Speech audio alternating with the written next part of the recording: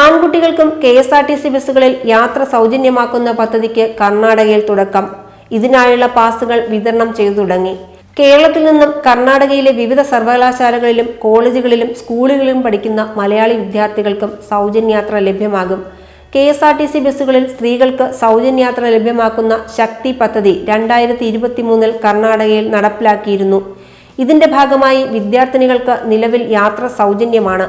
എന്നാൽ ഇത് കേരളത്തിൽ നിന്ന് കർണാടകയിൽ പഠിക്കാനെത്തുന്ന മലയാളി കുട്ടികൾക്ക് ബാധകമായിരുന്നില്ല. കർണാടകയിലെ ആധാർ കാർഡുള്ളവർക്ക് മാത്രമേ സൗജന്യമായി യാത്ര ചെയ്യാനാകൂ. എന്നാൽ പുതിയ പദ്ധതിയിൽ കർണാടകത്തിന് പുറത്തുനിന്നെത്തി പഠിക്കുന്നവരെയും ഉൾപ്പെടുത്തിയെന്നത് മലയാളി വിദ്യാർത്ഥികൾക്ക് സൗകര്യമായി.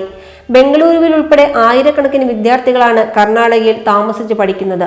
കോളേജിൽ നിന്നുള്ള രേഖകൾക്കൊപ്പം എവിടെയാണ് താമസിക്കുന്നതെന്ന് തെളിയിക്കുന്ന വാടക ഷീട്ടോ വൈദ്യുതി ബില്ലോ ഹാജരാക്കിയാൽ പദ്ധതിയിൽ ഉൾപ്പെടുത്തും.